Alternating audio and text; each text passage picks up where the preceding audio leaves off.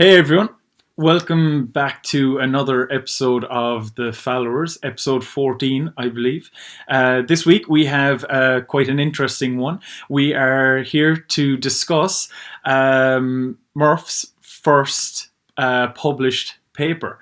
Yeah, Murph, I'm. There's no point in me butchering an introduction. I'll hand it over to you to tell us a little bit about what you've looked into and maybe some background of where your thoughts came for this. Yep, sounds so.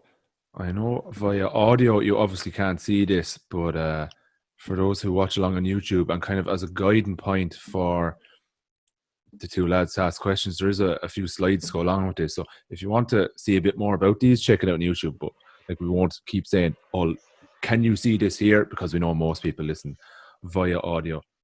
So, Duncher DCU called it the Physical Activity and Wellbeing Study, shortened down to PAWS because academics love acronyms. I originally wanted to call it the NMPA, which officially stands for Nutrition, Movement, Physical Activity, but to me stood for no more pointless acronyms. But my supervisors wouldn't allow it. I can see it, Murph. Pause. That one, that can take Europe by storm. You wait and see.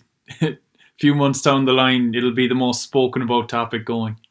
Yeah, just the acronym. Academics love it. So, to give a little bit of background and basically what is already known. So, like I said in the title, we're looking at the link between physical activity and mental well-being. But basically, mental health issues are increasing globally and are currently thought to be the leading cause of ill health globally. And that's from WHO. Now, that was just before coronavirus came out. So, who knows right now? Globally as well, physical activity levels are going down and obesity levels are going up, particularly in the Western world or what we call developed nations, like us, America, EU in general, all like that. There are a few areas have looked at this in different ways, but there's a strong link between physical activity and mental health, with those who are more active likely to have higher well-being, lower depression, and lower levels of anxiety. So the reference I have there is from a European study, which was actually conducted in 2011, but included, I think, 900 participants from Ireland, but 12,000 participants overall.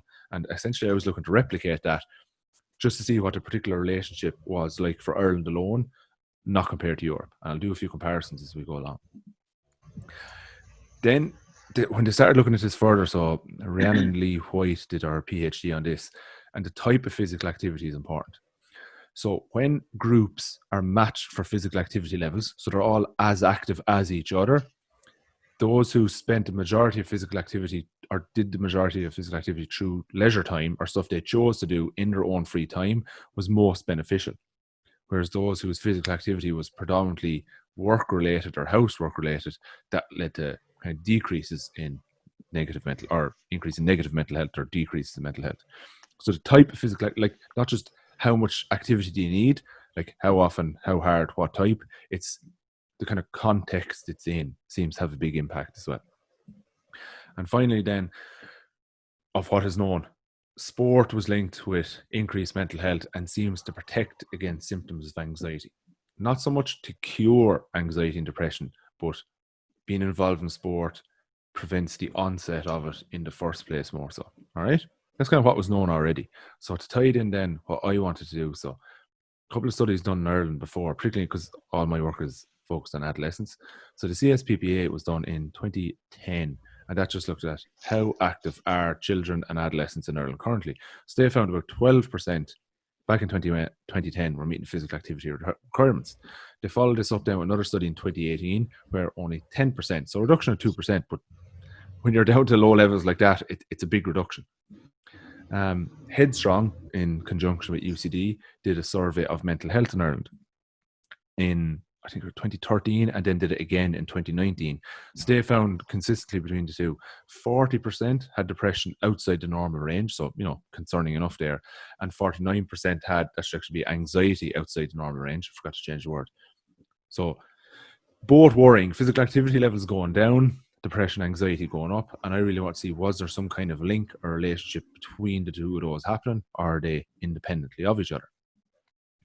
So from my one, we did a questionnaire. It's all online in done through schools, just contacting secondary schools, getting them to, permission from principals, all like that. and then get them to fill it in online. So we ended up getting 5,661 participants, 3,200 males, 3,200 females, 2,300 males, and 28 who identified as neither male nor female. Now, for an awful lot of the analysis, I didn't count those who identified as neither male or female in a lot of what we did, but I bar just levels of depression, anxiety, just because it was too significant a finding not to report. It definitely warrants further investigation just around all the different types of those who identify as neither male or female, but it wasn't ever envisaged to be part of the study, and so I don't lean on it too heavily, but still felt aspects had to be reported. With the main number of participants from transition year, probably because they're just the easiest to recruit when you go into schools. So when we look at meeting the physical activity guidelines, it was worrying enough how few actually meet them. And it decreased the whole way through, with first years having the highest. So males, about 20%, so 1 in 5 males met the physical activity requirements, whereas only about 10% of females.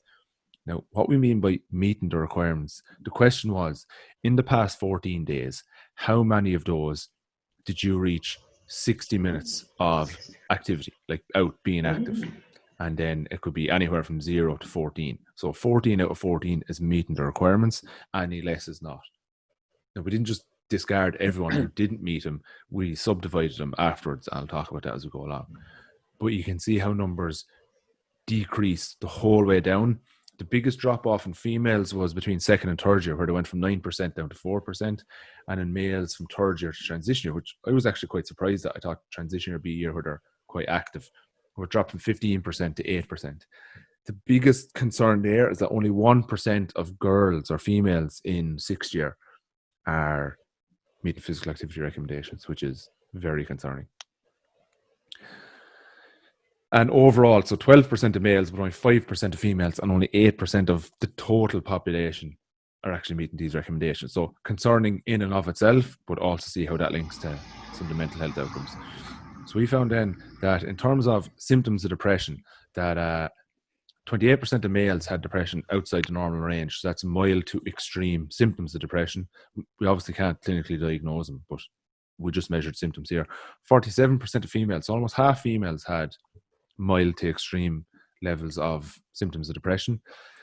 Very worryingly, 89% of those who identified as neither male nor female, and kind of 39%, so almost 40% of the entire population, have abnormal levels of symptoms of depression. Anxiety, and if we look by year group, that the highest, so overall it works out to a depression score, the highest levels of depression scores were in third year, and the second highest were in sixth year, with the lowest in first year, which kind of suggests that exams are having some form of impact there. No, maybe not, but I'd assume that's what's causing it. And if we look at the trend in terms of how many days you're active, the levels of depression scale down based on how many days you reach physical activity. So it continue. If we look at the old European one here, the McMahon study, in girls, when they get to around 11 to 12 days out of 14, it tends to go back up again. They suggested that's possibly because of focus too much on being active, potential links to eating disorders, everything like that. We didn't find that now in the Irish group, that the more days you were active, depression kept going down for females and kind of leveled off around 9 to 10 days out of 14 for boys. So possibly every second day or 4 times a week would possibly be enough for males to maintain mental health, whereas girls didn't see negative effects by exercising every day.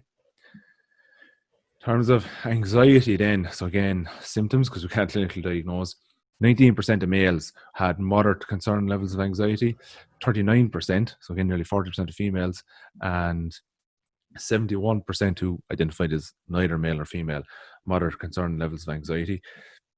Of the total population, you're talking about a third.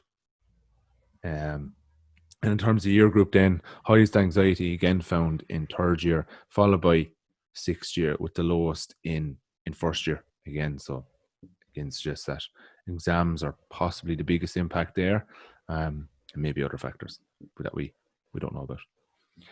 And same looking at trend lines, levels off in both males and females around that kind of 8 to 9 day mark. So that would again suggest that exercise every second day or possibly 4 times a week is probably enough to maintain decent levels of mental health, or if you're not currently that active, to give an improvement there. Which, same as the European one, leveled off around the 9-day mark for boys. Now, while it did curve up again for girls, exercising every day, it didn't happen here in the Irish group. And just looking at the overall relationship between depression and anxiety, this is a very strong association, an R of 0.69, which was actually quite significant as well. So those who have high levels of anxiety tend to have high levels of depression, and vice versa. So whether one leads to the other, it's unclear. We didn't dive into stuff like that, but still concerning. And, there's a group there with above number 40 on the depression scale and above number 40 on the anxiety scale, like extreme levels of depression and anxiety at the same time. You would be very, very concerned for those individuals. Now, this is all done anonymously, so there's no way of going back and identifying who any of them are, but still very concerning. If we look at well-being then, so well-being it was 14 questions asked just around how one of the keys of this aspect of the questionnaire was the questions were framed very positively, in that I am currently feeling good about, or I am looking forward to, or I feel I can do this stuff. So it was actually a really nice questionnaire to answer and to look at responses to, because you can see it's focused on the positive and not lack of negative. But the highest levels of well-being, it's just on a score up as far as 70. So the highest is in first year and lowest again in sixth year, and second lowest in third year. Again, that seems to be a fairly consistent theme, that at third and sixth years tend to have highest anxiety and depression and lowest well-being, with first years the most positive across the board. And if we look at the trend of days of activity per fortnight, continues to go up regardless of how active you are, which and same in terms of girls. In the previous European study, it dipped down again when you were active every day, whereas it didn't happen at all in the Irish group. And there's more of a kind of a stronger increase in well-being as there was decrease in anxiety, depression with more activity. So again, it's just that there don't seem to be major ill effects of being active more often. Just looking at overall kind of scores of depression, that highest in those who identify as neither male nor female, second highest in female, and lowest in males across all three scores. So males would tend to have better symptoms of mental health than females, and both have better than those who identify as neither. We subdivided them then into 3 different categories. So you had least active, so those who were meeting the physical activity recommendations up to 3 days per fortnight. And that's like a day a week. Those who were 4 to 7 days a fortnight, so that's probably 2 to 3 days a week. And those who were 8 to 14 days, so pretty much every second day. And that's where we saw the biggest improvements across the board. So that kind of suggests that those who are currently doing very, very little will see benefits from a slight increase. So if you're currently active 0 times a week, just going once a week, that's going to have a benefit. Those who are currently active once a week, going twice a week, will certainly have a benefit, which I think is, while not necessarily meeting the recommendations, does lead to positives going forward long term for whoever that may be. Yeah, that's the same thing. Then we'll also looked at, so because it was identified before that the type of activity is important, we want to dig in to see what types of activity are currently being played. Now, I just had a checkbox, or not a checkbox, sorry, an open box where you could write in the 3 activities you did the most.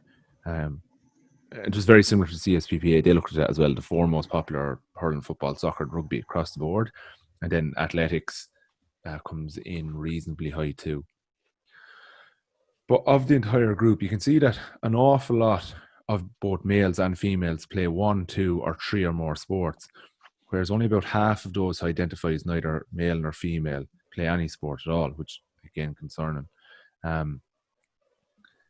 And if you look at the amount of sports that were played, that was what probably had the biggest impact of the stuff we looked at on particularly levels of well-being. The more sports you played, the higher well-being went up. And there was a big jump from those who played no sports to those who even played 1. And that's not even looking at type of sport. We look at that next through whether you played team sport or not. So we found that three-quarters, 76% of males played a team sport. Now, we classified team sport as 3 players playing together at the same time, 3 or more players playing together at the same time. So 76% of males and 58% of females, just over half, are engaged in some form of team sport.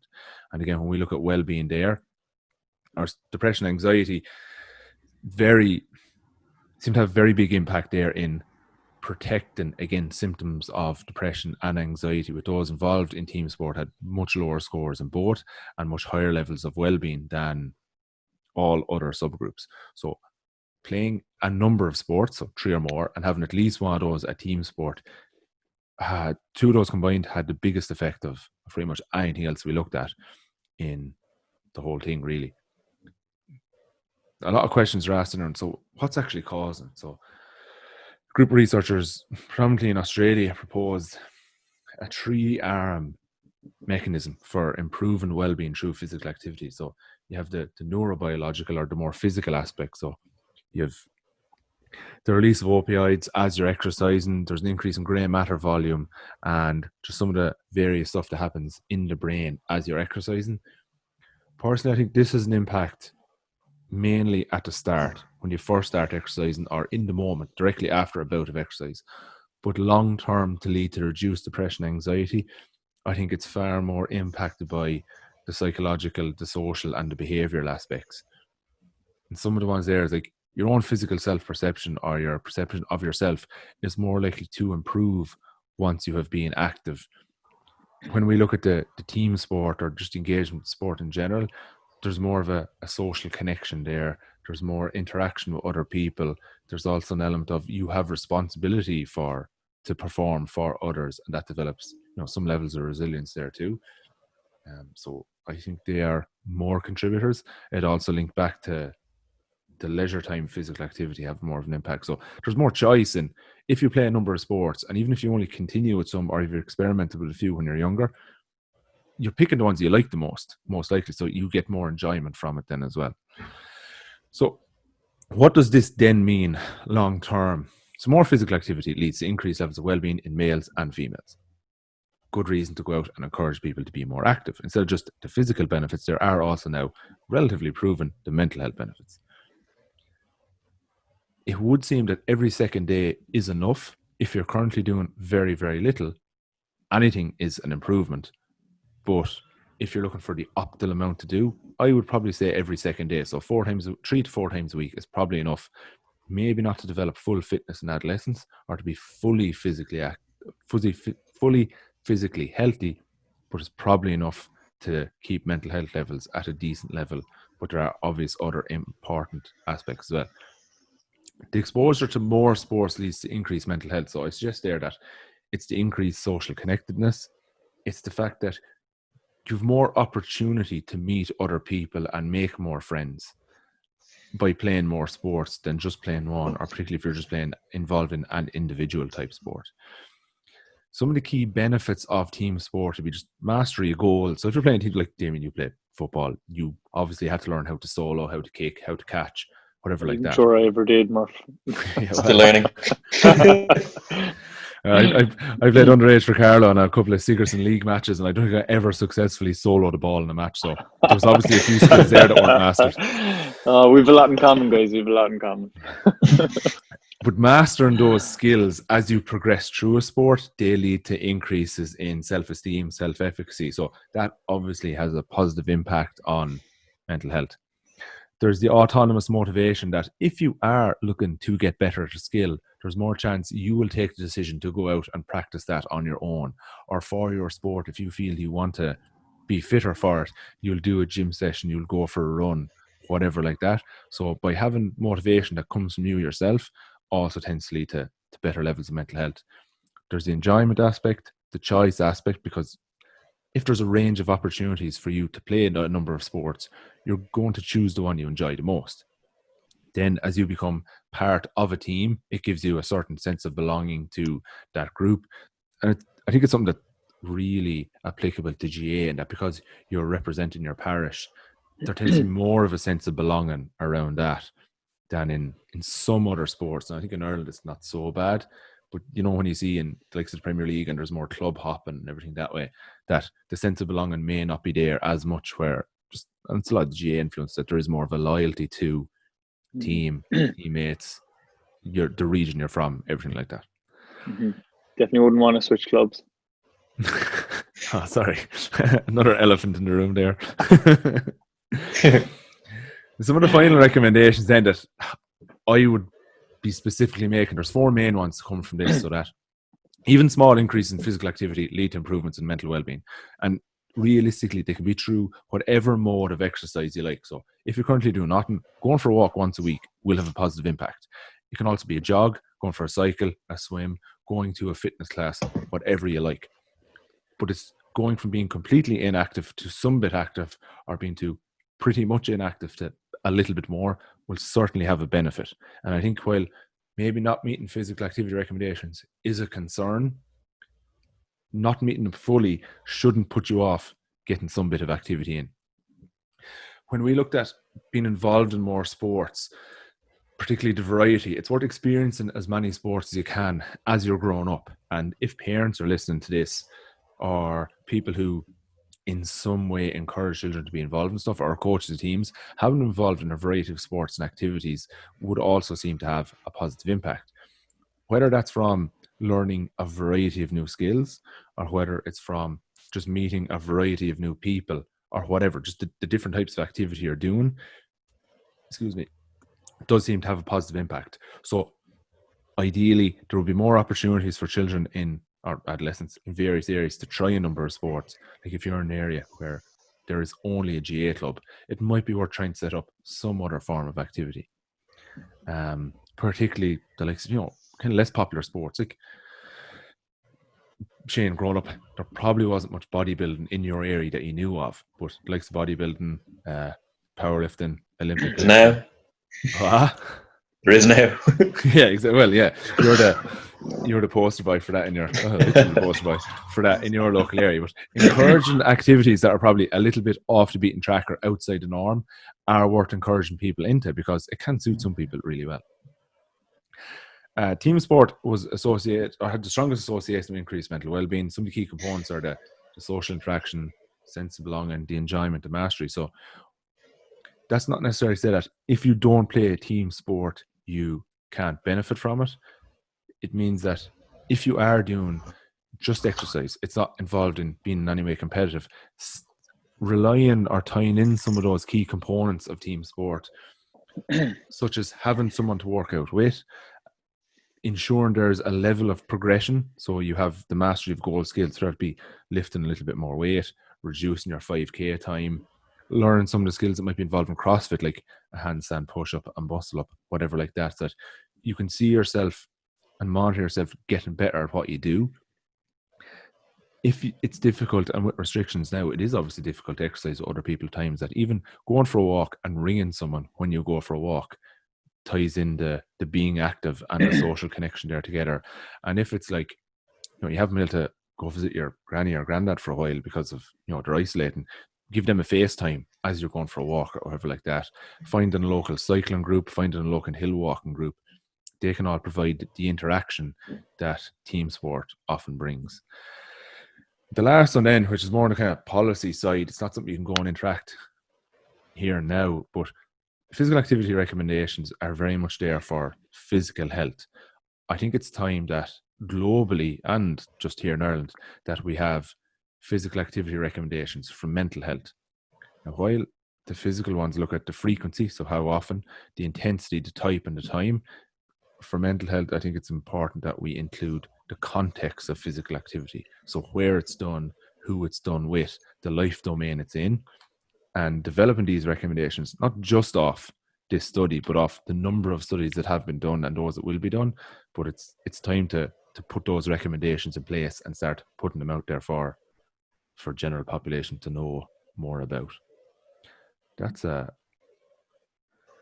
pretty much it for now. But if you have any questions to ask me, then have at it. Not necessarily a question. There was a lot there, and firstly, that's a fantastic first step in your research, Murph. That, and I know there's more to go on with chat about that as well. But that's a fantastic first step.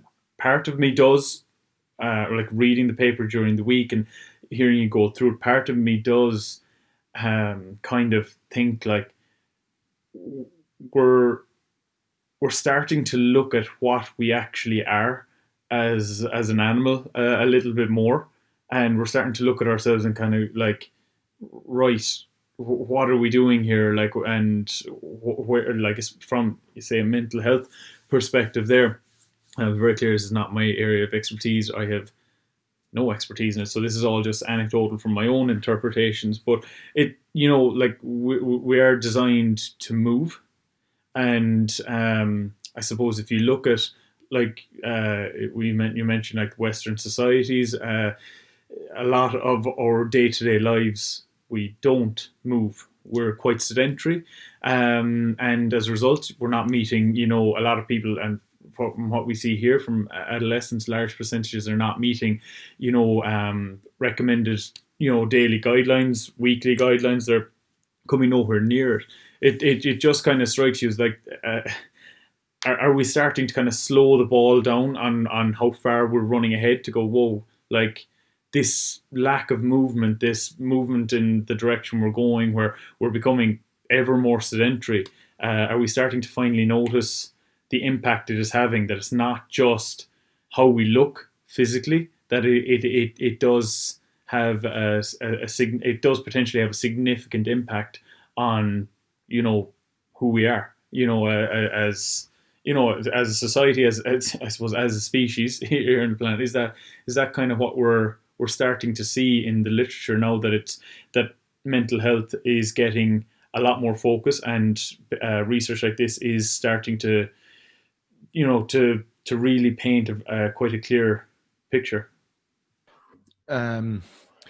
Two things on that. First of all, we're pretty much the purveyors of our own doom in being less active. That we've created all of the machinery and technology that has allowed us to be less active, and that's just a symptom of getting much better at technology and technological industrial revolutions, all like that.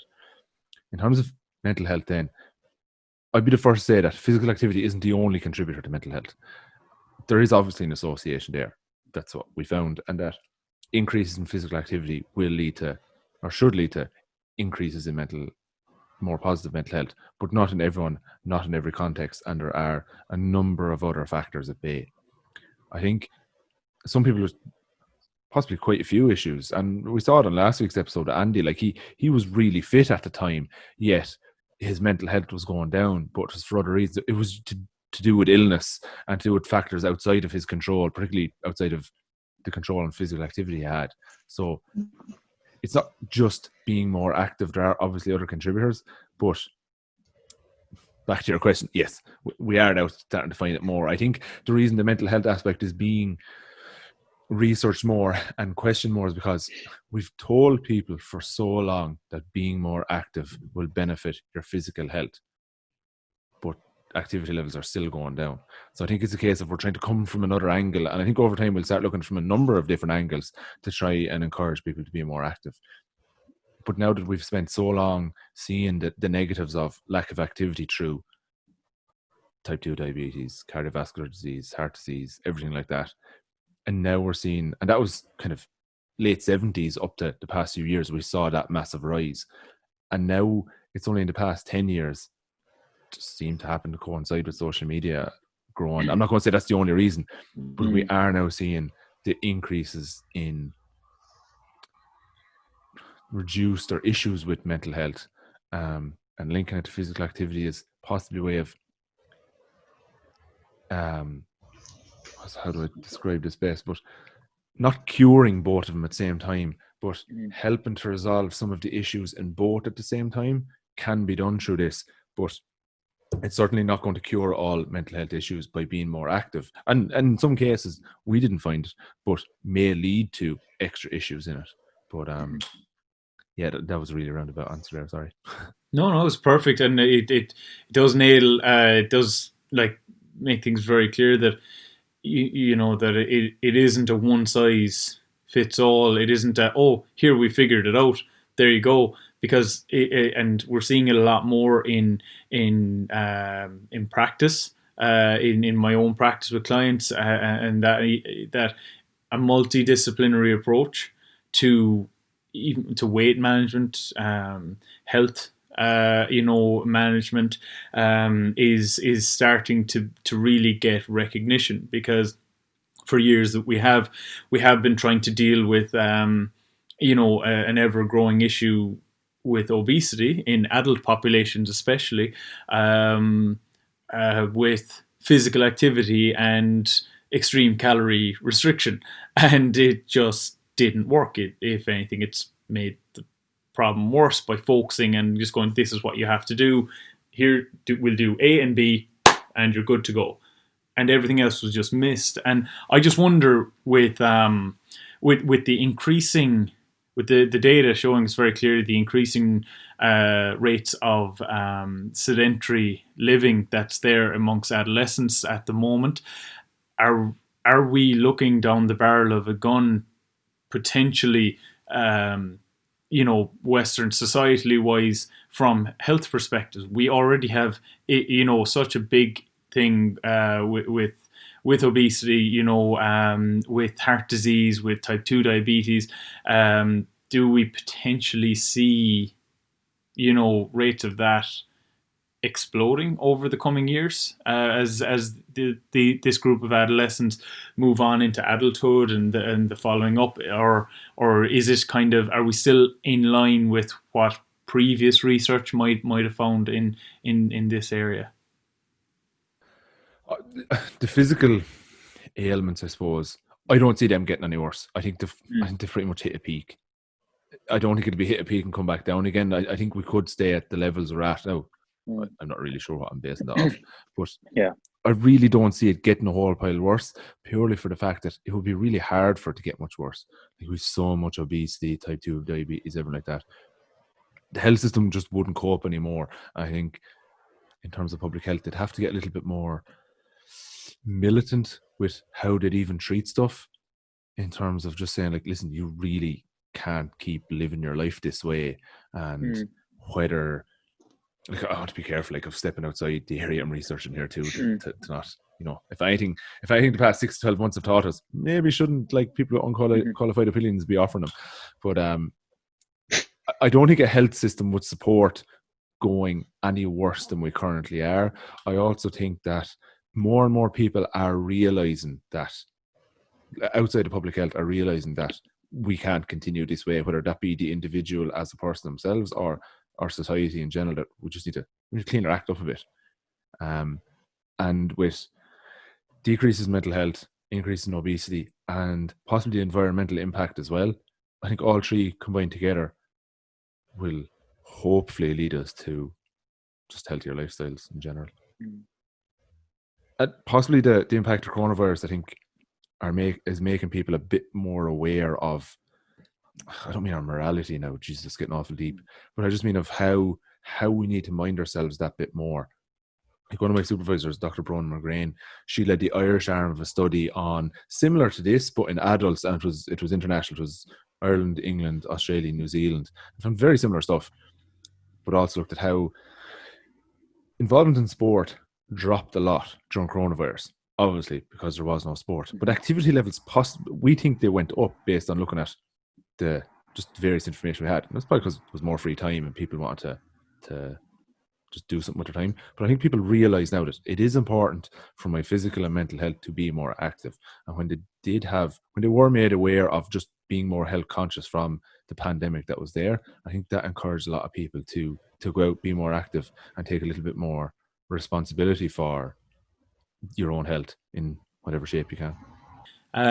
One thing as well that I've just thought of reading the paper, and I know you mentioned team sports and activities, broken down there, but like I suppose for some people it might be just a kind of like, you look at team sports, it's not something that interests them, like especially field sports, and that tends to be something I've noticed. I've no data whatsoever to back it up, but that field sports just wasn't something they were interested in. And there is obviously a big push, to remind people that, just being active doesn't mean, playing a team sport. Obviously, you're seeing the benefits in being involved in team sport, but it is potentially down to that social, perspective massively, and skills gain, that there's a plethora of options out there for people, and for children, that, or for adolescents and children, I suppose, but it is worth allowing, a teenager or an adolescent the opportunity to trial something and go, it's not for me. And I just wonder how often would I'd love to know. I know, well, you don't have the answer to this, but how many people give one thing a go, say it's not for me, and then just go, exercise isn't for me, and draw a line under it, full stop. I'd love to know. That's just something that I suppose I'm speaking from my own experience growing up and looking at my peers and that, and just hearing that from them. It's something that's always kind of stuck with me, a little bit. But there's a couple of things around that say two recommendations, or one recommendation I definitely have is, as I think it's important as children to get involved in sport, so that you get the benefit of the social interaction when you're younger. To start sport when you're 15, 16, 23 can be really, really hard in terms of not having to master the skills, just even getting to know new people. And often starting a sport with people, they've been playing for 10 years. They know each other really well. They know the sport really well. And you are the complete newbie. So it's a difficult situation to go into, but being involved when you're younger, and I suppose it's really a message to parents, is try and involve them and let them sample a number of activities when younger, so you're more likely to have the benefits of it later. The other bit I'd say on that is, like, we found it associated with team sports, but there are more and more leisure activities available now that have a lot of the social interactions like associated with team sport. Like when we were chatting to Andy last week about Urban Gym, like it's very much a community. It's not just a go in, you exercise, you leave. There's way more to it. Like the people who go to Urban identify with being members of Urban. I think CrossFit gyms do that really, really as well. You are part of the CrossFit Killarney group or CrossFit South Dublin group or whatever like that, and you identify as almost a team member with them. Whether you compete in any competition or not is irrelevant. You are part of Team CrossFit Mullingar, wherever it might be. And I think, while not specifically researched in this, it's something I'd really like to properly look into through like validated research in the future, hopefully when I get all this finished. But something I want to look into a bit more is around that community aspect of exercising together and even doing other stuff together. Can that have the same benefits without necessarily being a team-based competitive sport? The final point I'd make on... Sorry, Shane. The final point I'd make on the team sport is there is a cost element to that. I think membership to my local GA club in St. Mullins is 30 or 40 euro for a child, and if you've a few children the cost goes down, like there's reductions you go up, whereas a lot of clubs in Dublin that could be 5 times that amount.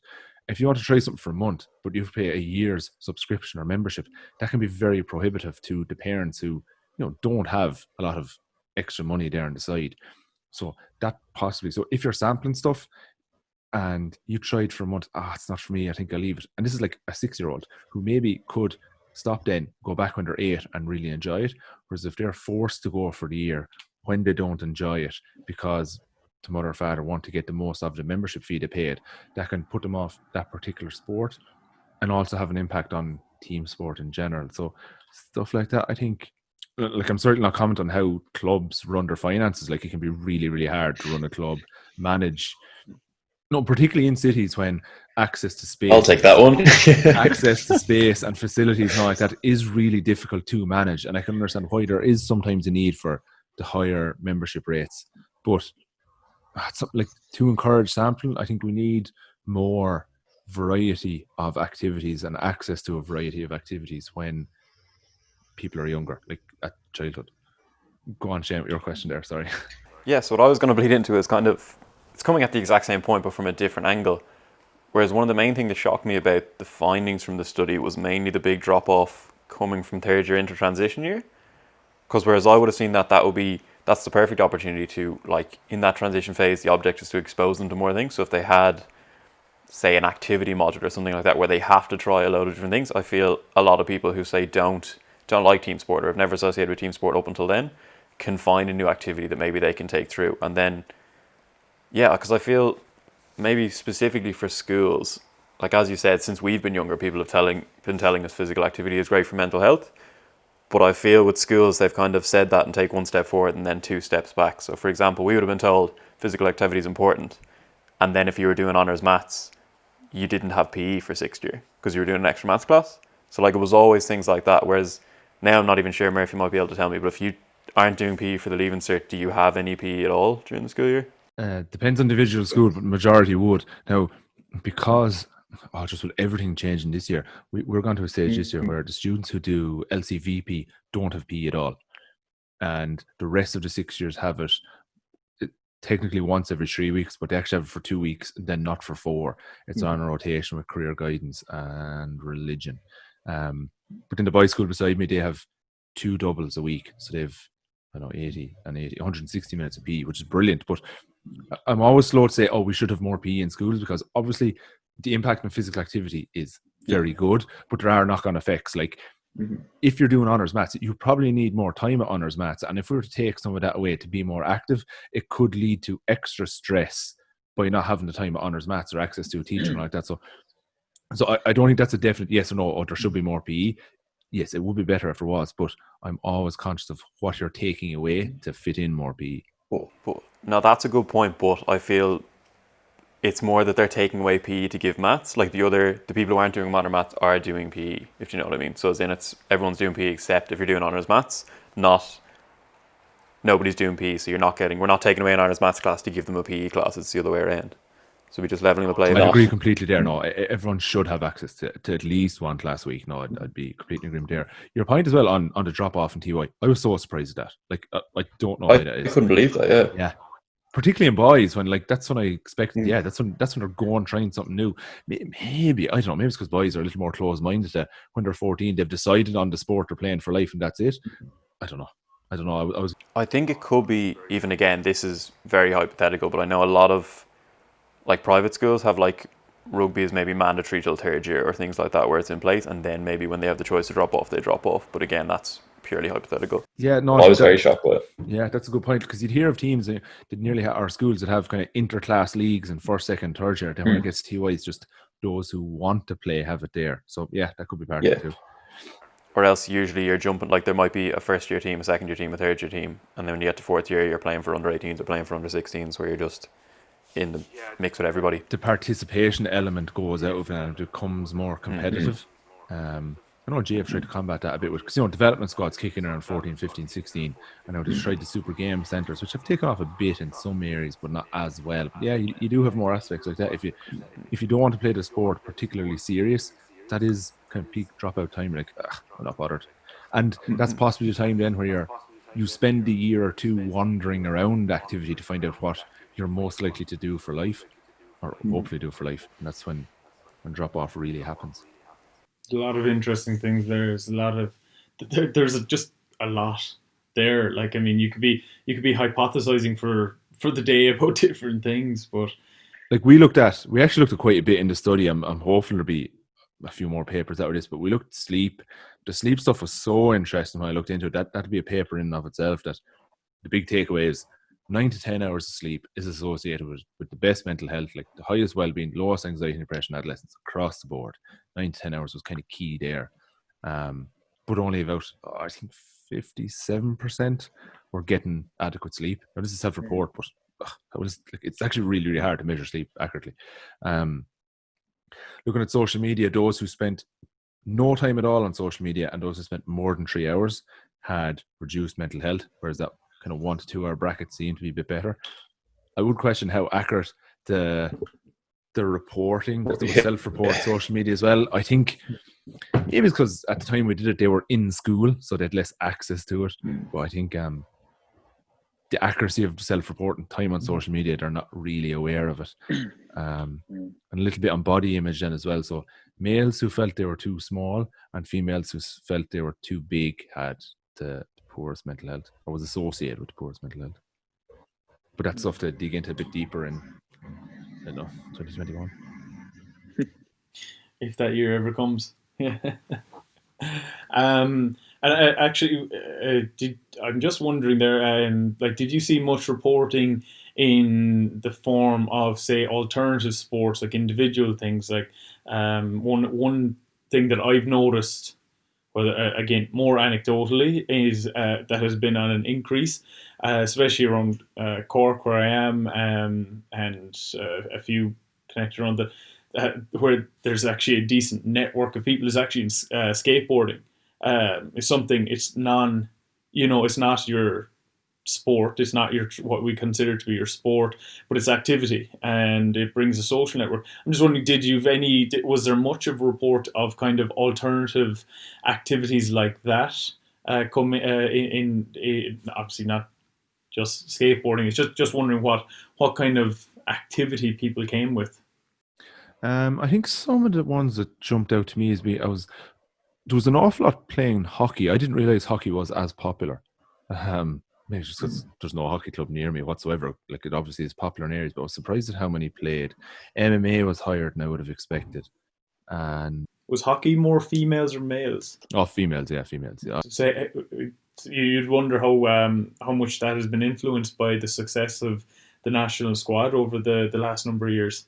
Yeah, it's actually a point I meant to make there, that because the team sport element in females and the drop off in females is so high, I think it's important to develop, and the 20 by 20 campaign is very good at this, but identifying and developing more role models for females to be involved in activity and in team sport, to encourage them to get involved and to stay involved, and to see an end product. If I stay in this sport, this is what I can be.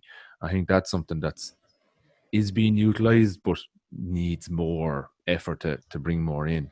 On the sailing was a little more popular than I expected as well. Hockey, MMA, and sailing were the three that, when I was going through it all, I was like, oh, I didn't think there was as many who did this.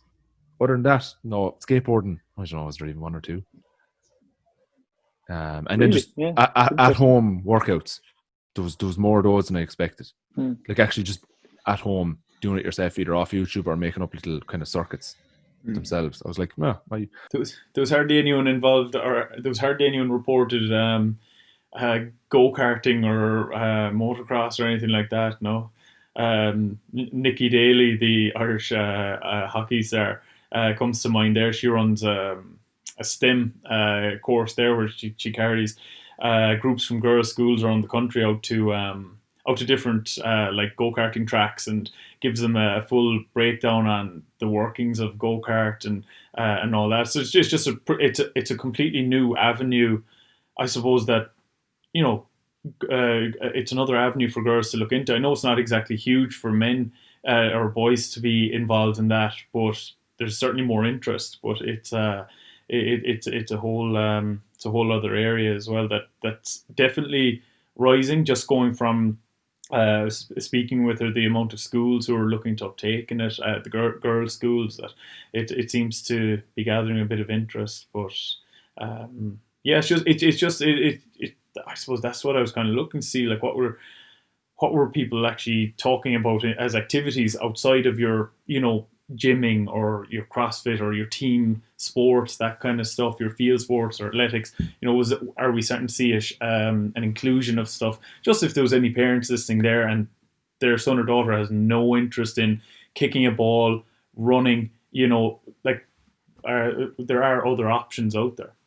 Yeah, there are. Like, I'd really encourage the exploration of other options. I don't think it's like, while I was surprised at some of those that were popular, I wasn't surprised by the range of activities. Like, there wasn't as big a mixture possibly as I even expected. While at-home workouts were popular, I was surprised at how few were like just going to the gym. I expected a few more, dipping into powerlifting, CrossFit, stuff like that, and there were so few. I expected more like that. But yeah, on that note, I'm going to hop off because I need to go meet the architect about getting the house built.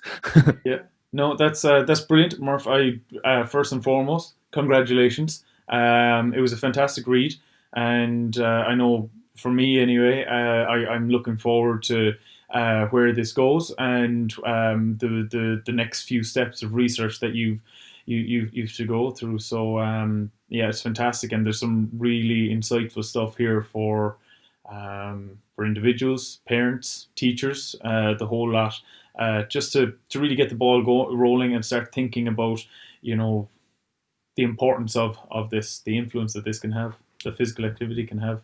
We have done an intervention, so we introduced physical activity with a group for 10 weeks, and did lead to improvements. I'm currently writing that up, and we're looking to probably replicate this questionnaire now to see what impact coronavirus has had on it all, and then hopefully do some focus groups after Christmas to dig in with more detail to see what context is most supportive, why the sport and team sport element seems to have so much of an impact, but kind of, you know, leave it open floor for adolescents to describe that themselves and tease it out a bit more, so that just we have a deeper understanding around it all. They're the next 3 steps. Super. I think actually, just before I let you go, Murphy, it was really good. Really enjoyed reading it. It's interesting, and slightly, the figures are a bit more worrying than I would have thought so. And then even just what Damien said, it'll just be quickly, I'll let you go soon. But as you said, just like Nikki said up there, I think it's so important to have maybe sports and activities that aren't traditionally female dominant, like having a girl specific version. Like again, Nikki would have led that, and it's a male kind of dominated industry, cars kind of motorsport. But I feel if it's a group of girls doing it together, it's more likely that girls will stay engaged with it. Because I feel if you're a female looking to kind of enter into like a male dominated place and there's no one else for you to kind of associate with, it makes it that much tougher. So I think it's really important for things like that to come through. But obviously funding and things will always play a part, but I think that makes a huge difference for participation. Yeah, no, something for let me talk about today, and I think the next few weeks I need to focus on being a little bit quieter. Not at all. Fair play. So, thanks, lads. All right.